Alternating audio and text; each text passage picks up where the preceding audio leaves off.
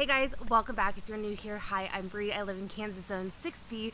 Today I'm actually going to sit down and talk with you guys. I have not done a sit down video in quite some time, and today I'm going to talk all about growing hardneck garlic. I'm on the south end of growing hardneck garlic, and I know there's a lot of you north of me that will be planting here in probably about a month's time, so I wanted to get this information out to you guys. First thing you really want to do when growing garlic is to find out what type of varieties do best in your area. Here where I'm at in Kansas Zone 6B, like I said, hardneck is suggested, but I do know a lot of people plant both here. So hardneck varieties tend to do better in colder climates, and here in Kansas we can have some pretty cold extreme winters, but we also have some mild winters as well. It's kind of a toss-up. So I've always done hardneck just because hardneck varieties can also be a little bit more flavorful. But another thing to note when it comes to hardneck and softneck varieties is hardneck typically does not store as long as softneck, but softneck does better in those warmer climates where they're not as hardy, so if they were to freeze they might not grow as well. So my first expectant frost here in Kansas is around mid-October. It kind of varies in those few weeks there. But one thing you want to note when planting your garlic is you want to wait for that time to pass. Once that time is passed and your ground is still workable, that is the best time to do it. You want to make sure you get your garlic in the ground before it freezes.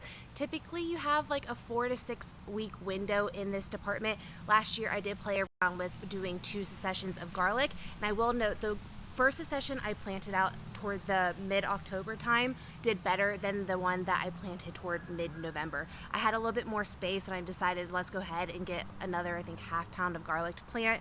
So I went ahead and planted it out. Those cloves just tended to be a little bit more smaller, which I found really interesting, so I did want to make a note on that because I was playing around with that a little bit this year on doing successions and seeing how they would progress in the spring. So my best advice on planting is just to wait for that first frost to pass and just go ahead and plant. So the last few years I got my seed garlic from Mad River Garlic Growers. I will make sure I link them down below. This is the first year I'm actually taking my garlic and using it as seed garlic because I have such an abundance.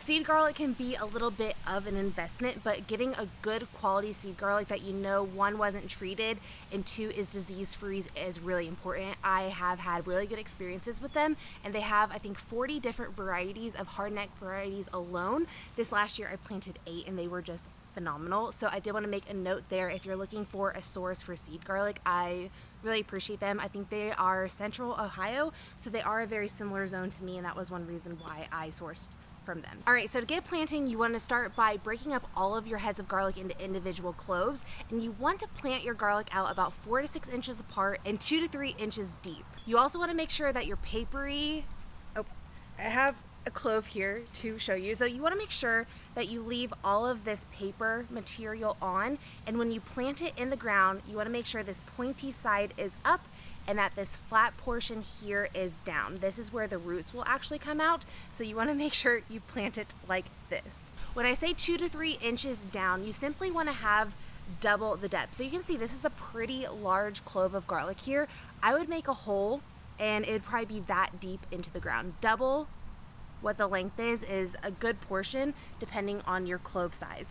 I have planted 4 to 6 inches apart multiple years, and the areas I planted more 6 inches apart, I definitely got bigger bulbs. So if you're looking for bigger bulbs, definitely plant a little bit further apart, but I do suggest close to 6. So I will also note it's really important before you plant your clove in the ground just to look over it real fast to make sure there's no disease or anything funky going on with the clove. I kind of just toss those to make sure I'm not introducing any type of disease or anything into my soil. Make that a note. I've always had a little bit of loss. You'll notice that a few cloves might just not be good. You'll notice the smell will be a little off. If you're not quite sure if your garlic isn't smelling like garlic, it's probably not good to plant in the ground. So my favorite garden tool to use when planting garlic is a dibber. It's like a little stick-like tool. You can make holes really easy and just poke it in the ground, and honestly, it's totally worth the $10 for planting garlic alone and onions.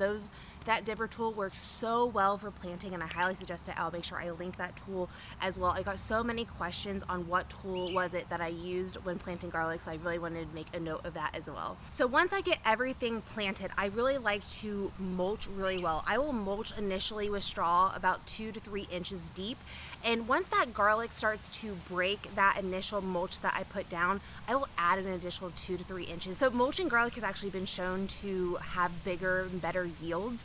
I have noticed my garlic doing really well with mulching. Here, if I don't mulch, my soil just gets really dry. Living in Kansas, our sun and wind can be very extreme, so mulching for me is definitely a must. I use easy straw mostly because if you were to buy like a bushel or like a barrel, I don't really know the exact term for like hay and straw, a lot of that time it has a lot of seed in it, and that easy straw is 99% free.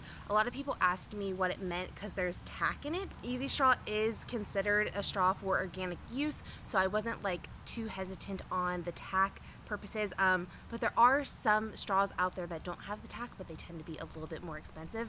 But I like to use a seed-free straw, so that was a big explanation on all that. And then after I mulch, I will actually water the garlic really well, and then it's pretty much hands off for winter at that point. If we're having a really dry winter, I will go and I will just use my finger, put my finger in the soil, and if the last 2 inches of the soil top is dry, I will go ahead and water.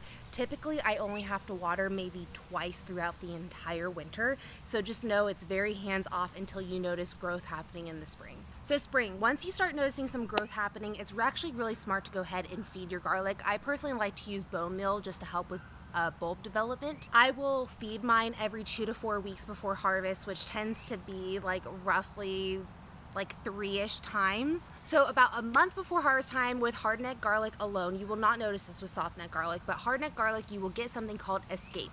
This is actually the flower that forms that will eventually produce seed. You want to go ahead and harvest this off because harvesting off will actually send all of that extra energy to the bulb development and not into developing those seeds. So I personally like to use my scapes in stir fries, and I also like to just freeze them whole and use them in broth making. There's a lot of different like pestos and different things you can make, but I love hardneck garlic because you kind of get 2 harvests in one, and it's just nice to have that first like initial harvest early summer before like your big first harvest of garlic. So here come mid-June, typically the 2nd, 3rd week is when I harvest my garlic. You will notice it's time to harvest your garlic when the last 3 to 4 leaves die back on your plant. So each leaf that you see on that garlic stem is one of those paper layers on your garlic head.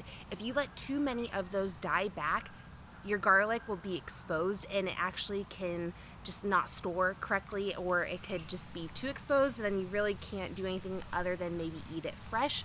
Sometimes if you let it go too long, it can start to rot in the ground. Typically that 3 to 4 dying back is about the halfway point. That's initially a good time to go ahead and pull it. So when I go to harvest, I take a pitchfork and I make sure I'm not close to the bulbs when I do this because you don't want to pierce them. Make sure you're at least a few inches away. I like to loosen up the soil and then pull up on the garlic just to make sure that garlic stem isn't breaking off. If that does happen, just go ahead and take that garlic inside and use it fresh. All right, so when it comes to curing, there's so many different ways to cure your garlic, but a good rule of thumb for an area is you want it to be dark with good airflow and it to be pretty warm, to be honest. You want an area that's going to dry your garlic out so it can store longer. So we chose our garage this year, and the garage worked perfectly. So this year, my husband actually built this like fence wall in our garage, which worked really well. We used some hog fencing that we had left over from a garden project and some 2x4s, and we stapled it all up there, and having it off the wall like that helped the airflow get around the garlic. I hung all of my garlic up in 8 to 10 head bundles, and they were hanging for about 3.5 weeks. We had a really dry summer and it was just really hot as well. During those weeks the garlic was curing, we were hitting like 105. So they cured very fast this year. But I will say, hanging them up the way I did this year, having them in the garage, is a way I think most people in a backyard setting could do, and it worked really well. It was out of the way enough where it didn't bother us and it got the job done. So once curing is done, I actually remove about 1 to 2 layers of that papery layer, and I go ahead and trim up the roots as well, knock off any more soil that may have been dried on that garlic, and then I also cut the stem to about 2 to 3 inches from the top of the garlic. Don't cut that stem too far down on that garlic because you're just going to expose it further, and that storage time can drop quite a bit if you cut too much. Some people will still try to braid hardneck garlic. Most of the time if you see like a braided garlic, that's a softneck garlic. I just decided to cut mine. I have them all in paper bags and baskets in my basement, and typically a lot of hardneck varieties you're looking at about 3 to 6 month time of storage. So like I said earlier, softnecks can tend to store longer, but hardnecks have a better flavor profile. So what I'm actually going to be doing with a lot of my garlic once I get it replanted here come about 6-7 weeks is I will be doing the rest into garlic powder at that point, just to make sure I'm not having any like rot in my kitchen and not go to good use. I'm actually really excited because this is the first year I have not ordered seed garlic. I have so much garlic that I grew this year.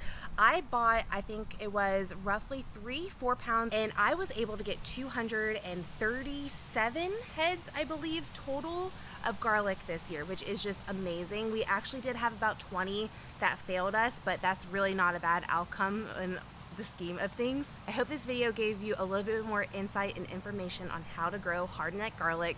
It's very simple, it's very hands-off, and if you are a garlic lover like me, I definitely suggest you need to be putting this in your garden come fall. It's so nice to have that early summer harvest, especially just a nice big harvest. And garlic, oh, there's nothing like homegrown garlic, guys. I swear by it. It's just phenomenal. So I will make sure I link Mad River Garlic Growers below for you guys if you're looking for a reputable, like organic seed company for garlic. But other than that, I hope you guys enjoyed today's video. I'll see you all next week. Bye.